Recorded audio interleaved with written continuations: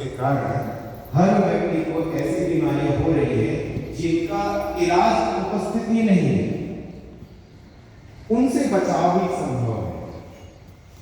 यही उद्देश्य ध्यान में रखते हुए वर्ष 2002 में एक संस्था बनी, एक समूह बना जिसका नाम रखा गया आरोग्य भारती, जो भारत के आरोग्य के लिए यानी व्यक्ति रुग्ण ना हो पाए, व्यक्ति स्वस्थ बना रहे, इसके विषय में विचार करता है।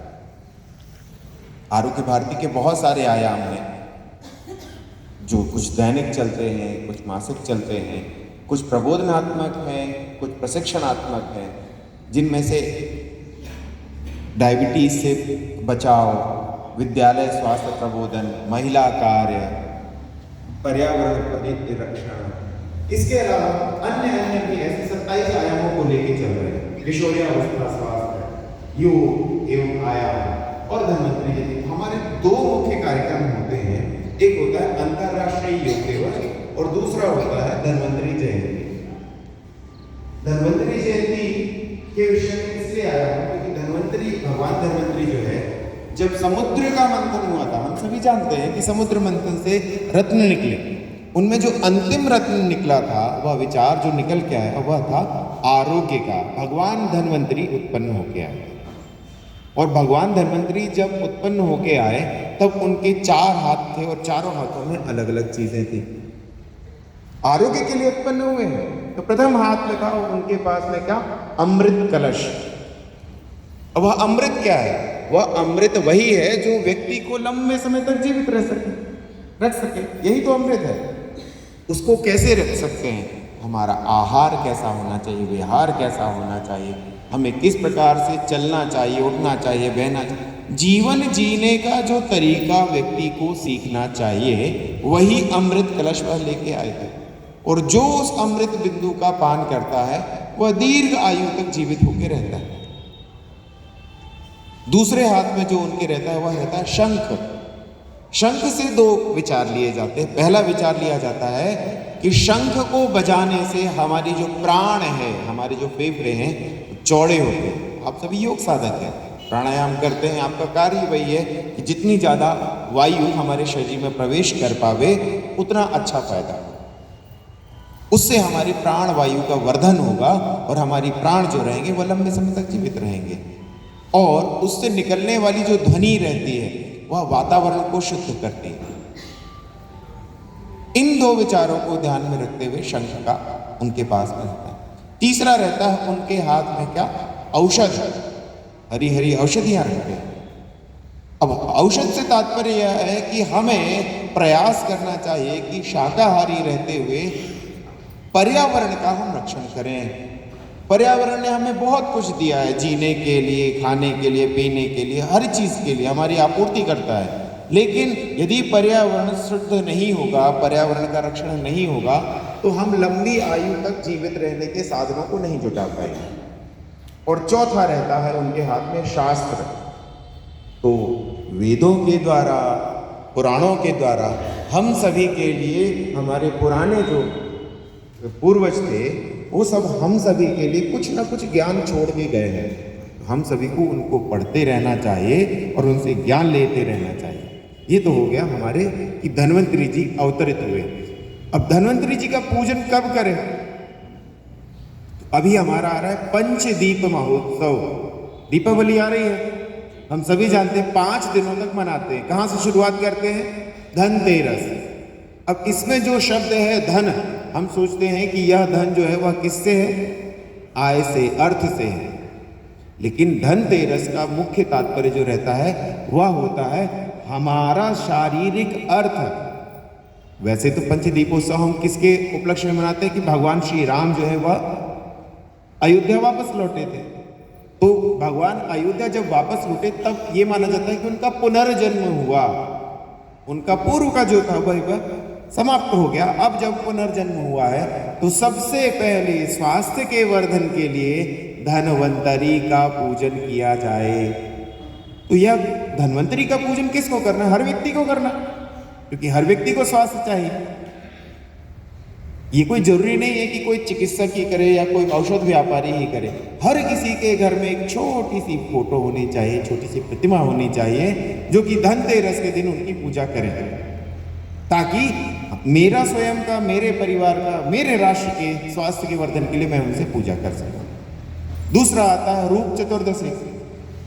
स्वास्थ्य प्राप्त किया, स्वास्थ्य तो हो गए, लेकिन समाज में जाने, समाज में दिखने लायक यदि हम नहीं हो पा रहे हैं, हमारा स्वरूप समाज में दिखने लायक नहीं हो पा रहा है, तो वह औचित्य नहीं है। स्वस्थ है लेकिन दिखने लायक नहीं है, प्रदर्शित करने लायक नहीं है, तो औचित्य नहीं।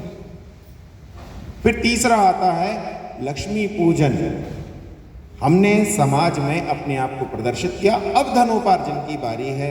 हमारे पास में जो है हम उससे संतुष्ट रहें, हम उसकी पूजा करें, हम उसको संचित करके अच्छे से रखें, इसके विषय में विचार करना। चौथा आता है क्या? अन्नकूट, जहां पर हम क्या करते हैं, हमारे जितने भी रिलेटिव्स होते हैं, हमारे जितने भी बड़े बुजुर्ग होते हैं, उनका आशीर्वाद लेते हैं।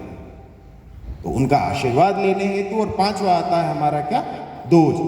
तो भाई बहनों का त्योहार तो है ही, लेकिन व्यापार का पुनः प्रारंभ पंचदीप महोत्सव में जो होता है दीपावली के बाद में, वह उसी समय से होता है। तो सभी का आशीर्वाद ले लिया, हम स्वस्थ हैं, हमारा स्वरूप अच्छा है, हमने धन के विषय में विचार कर लिया, हमने बड़ों का आशीर्वाद ले लिया, और अब हम जाएंगे किसके लिए? हमारे जीविकोपार्जन के लिए। तो इन सब विचारों को ध्यान में रखते हुए हमें हमेशा पंचदीप महोत्सव मनाना चाहिए। अब एक विषय जो आज लेके आया हूं वो चल रहा है संघ के पंच परिवर्तन का। 5 चीजें जो हमें परिवर्तन के विषय में विचार करना चाहिए, जिनमें प्रथम आता है स्व का बोध। स्व यानी हमारी भारतीय चीजें, हमारी परंपरा, हमारा खान पान, हमारे रीति रिवाज, हमारा पहनावा, हमारे विचार, हमारे ग्रंथ, हमारे पुराण, इन सभी का हमें अनुपालन करते रहना चाहिए। हम सोचते हैं वेस्टर्नाइजेशन हो रहा है, वह वैसे कपड़े पहन रहा है, हमें भी पहनना चाहिए, वह उस तरीके की लाइफ जी रहा है, हमें भी जीना चाहिए। लेकिन क्या हमारा शरीर उस तरीके के जीवन को जीने के लिए अनुमति प्रदान कर रहा है? हम हजारों सालों से भारतीय परंपरा जो है, विदेशी लोग जो आते हैं, मैं आयुर्वेद चिकित्सक हूँ, विदेशी लोग आते हैं और हमारे पास पूछते हैं कि आपके यहाँ लोग, धन की कमी है, बहुत सारी जगहों पे धन की, उसके बावजूद लोग जो रहते हैं वो स्वस्थ कैसे रह लेते हैं? तो हम उनको सीधे सीधे बताते हैं, हमारे यहाँ जो जीवनचर्या है वह भारतीय जीवनचर्या है, इसके कारण। तो वही पहनावा, वही भोजन, वही व्यवहार, ये सारी चीजें जो रहती हैं वह स्व को बोध को लेकर आती है। स्व बाजार पे भी हमें विचार करना चाहिए। स्व के बाद में दूसरे नंबर पे आता है हमारा क्या? कुटुंब प्रबोधन। कुटुंब यानी मैं, मेरा परिवार में रहने वाले जितने भी लोग हैं। आज की जीवन शैली ऐसी हो गई है कि हर व्यक्ति के परिवार के सारे सदस्य जो रहते हैं वो काम करने के लिए बाहर जाते हैं, या एक व्यक्ति कोई काम करने के लिए गया तो वह देर से घर पे लौट के आ गया, और जिस दिन छुट्टी होती है सारे के सारे कहाँ? घूमने फिरने के लिए। अब जब घूमने फिरने के लिए गए तब क्या हम वहाँ बैठ पा रहे हैं? तो कभी भी सप्ताह में 1 या 2 बार हम सभी को, हमारे परिवार के जितने सदस्य हैं, वह बुजुर्ग से बुजुर्ग हो और बच्चे से बच्चा हो, वह गोदी में खेलने वाला बच्चा ही क्यों ना हो, हम सभी को 1 या 2 घंटे के लिए साथ बैठना चाहिए।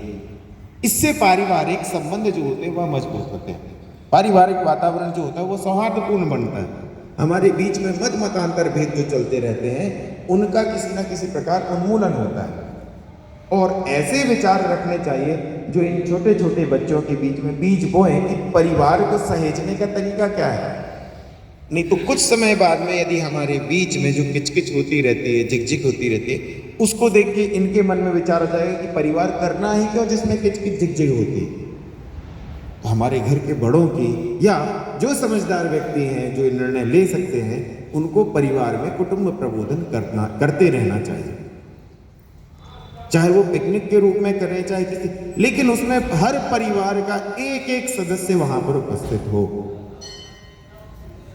ये बहुत आवश्यक है। तीसरे नंबर पे आता है हमारा क्या? पर्यावरण। हमने स्वयं के विषय में विचार कर लिया और परिवार के विषय, पर्यावरण के विषय में छोटे छोटे कार्य, प्लास्टिक का उपयोग न करना, थैली लेके जाना। छोटे छोटे पौधे यदि कहीं पर लगे हुए हैं तो उनको पुनर्स्थापित कैसे किया जा सकता है, जहाँ पर भी हमें जगह मिले हम वहाँ पर कैसे पौधे रोप सकते हैं। हम कहीं नई जगह पे गए, वहाँ पर यदि कोई पौधे बचा सकते हैं तो उसके लिए कैसे करें। गंदगी उन्हीं जगहों पर डालें जहाँ डालने की जगह है। तो पर्यावरण के संरक्षण के जो भी उपाय, बिजली का कम उपयोग, ऐसे संसाधनों का उपयोग जिससे पर्यावरण का प्रदूषण कम होता है। यदि एक ही व्यक्ति जा रहा है तो कार से ना जाए, टू व्हीलर से जाए। इलेक्ट्रिक वाहनों का प्रयोग थोड़ा सा बढ़ाने का प्रयास करें। सार्वजनिक संसाधन जो है, हमारे बसेस जो चलती हैं, हमारी लोकल बसेस चलती हैं, इनका उपयोग करते रहना चाहिए। तो इससे पर्यावरण संरक्षण में हम थोड़ा ना थोड़ा योगदान कर ही रहे हैं। और बिना गर्म पानी के यदि काम चल जाए तो बिना गर्म पानी के नहाना चाहिए। ऐसा पानी हो, बहुत गर्म ना हो, ऐसे तो थोड़े थोड़े प्रयास जो रहते हैं, गैस का कैसे सेवन रोका जाए, सेव की जाए, इन सब छोटे छोटे प्रयासों से हमारे पर्यावरण को बहुत फायदा है। चौथा आता है नागरिक अनुशासन। नागरिक अनुशासन, हम घर से बाहर निकलते हैं या घर में रहते हैं, हमारे पास बहुत सारे ऐसे अनुशासन है जो शासन के द्वारा बनाए हुए। अब शासन बनाता क्यों है? अनुशासन, नियम क्यों बनाता है? नियम इसलिए बनाता है कि हम सुरक्षित रह सकें, हम सभी के बीच में ऐसी भावना रहे जो एक दूसरे को परेशान करने वाली ना हो। प्रथम मैं ही कर पाऊं, मेरा ही समय बहुत इंपॉर्टेंट है, यह विचार करके हम कई बार लाइन तोड़ के पीछे से एंटर करते हैं। ट्रैफिक में जब जाते हैं, वो लाइन लगी हुई है, स्टॉप लाइन, लेकिन उससे आगे बढ़ते हैं। टिकट लेनी है कहीं पर, हम झटका दे के नहीं, पहले मैं ले लूं। कोई चीज बट रही है, सबसे पहले मैं लूंगा या लूंगी। इसको क्यों? पहले मैं का विचार नहीं, अनुशासन। यही हमारे छोटे छोटे अनुशासन जो होते हैं, छोटे छोटे बच्चे होते देखते रहते कि क्या करना चाहिए, किस प्रकार की भाषा का उपयोग, किस प्रकार के व्यवहार का उपयोग। कार में जा रहे हैं, आप सीट बेल्ट लगाइए, हेलमेट पहनिए, भले कोई देख रहा हो नहीं देख रहा हो। हमारे टैक्सेस हैं वो समय पे भरिए। बिजली की चोरी करने से स्वयं बचे, दूसरे को भी थोड़ा सा टोकिए। जो व्यक्ति गलत कर रहा है उसको समय रहते, बहुत ज्यादा लड़ने के लिए नहीं जाना, लेकिन थोड़ा सा टोकिए। बार बार टोकने की वजह से क्या होता है, वह व्यक्ति विचार करता है कि यह गलत है, शायद मुझे परिवर्तित करना चाहिए। और पांचवा, जो सबसे मतलब इंपॉर्टेंट विषय है, बहुत ही महत्वपूर्ण विषय, वह है सामाजिक समरसता। सामाजिक समरसता हमारे हर जाति वर्ग के लोग होते हैं, लेकिन हमको उनके बीच में इस तरीके का व्यवहार नहीं करना चाहिए कि किसी के भी मन को वह विच्छेदित करे। हमें उनके साथ अच्छा सौहार्दपूर्ण व्यवहार करते रहना चाहिए, उनके साथ में उठना बैठना चाहिए, क्योंकि वह भी हम सभी के हैं, वह भी हमारे वंशजों से ही आए हैं। हम यदि एक दूसरे से ही अच्छा व्यवहार नहीं कर पाएंगे तो समाज को उत्थान के लिए आगे कैसे लेके जाएंगे? क्या कभी हमने ऐसा विचार किया कि हमारे यहाँ जो कचरा उठाने वाला आता है उसको कभी हम चाय पिला दें अपने पास बिठा के? बहुत अच्छी बात, यही तो करना है। हमारे ऐसे पड़ोसी हैं जो अपने आप को दीन महसूस करते हैं, कभी हम उनके पास में भी जाके चाय पिए, बैठे, उनको बुलाएं, अपने पास में बैठे। विच्छेद का काम नहीं, सबको जोड़ने का कार्य। इन सभी कार्यों का यदि हम विचार करेंगे तभी हमारा मन भी अच्छा होगा और हमारे समाज में अच्छा सौहार्द भाव बनेगा, पारिवारिक सौहार्द के विषय में। इतना छोटा सा विषय मैं लेके आया था। आप सभी योग साधक हैं, बहुत अच्छा कार्य कर रहे हैं। आप सबकी निरंतरता देखते हुए जो भी कर रहे थे, आप अभी सूक्ष्म व्यायाम, उन सभी को देख के मुझे समझ में आए कि आप 1-2 दिन वाले साधक नहीं, आप प्रतिदिन वाले साधक हैं। आप स्वयं भी ये कीजिए, सीखिए, जहां पर रहते हैं वहां पर अपने परिवार को भी इस चीज के लिए प्रेरित कीजिए। आप थोड़ा थोड़ा अपने परिवार को प्रेरित करेंगे कि ऐसा कीजिए, ऐसा कीजिए। कुछ नहीं, सूक्ष्म व्यायाम करो, चलो आज से सूक्ष्म व्यायाम शुरू करो। ये 2 बच्चे देख के मेरे को अत्यंत हर्ष हो रहा है, बहुत हर्ष हो रहा है मुझे कि ये बच्चे यदि आज से सीख रहे हैं, ये आज से अपने स्वास्थ्य के लिए यदि आगे बढ़ रहे हैं, तो भविष्य में जो आरोग्य भारती एक लेके चल रहा है ध्येय कि संपूर्ण समाज, संपूर्ण भारत जो हमारा स्वस्थ बने, यह पूर्ण अवश्य होगा। भगवान धन्वंतरी की जय, भारत माता की जय। 3 बार ओंकार करेंगे हम सभी, अपनी रीढ़ की हड्डी सीधी करेंगे।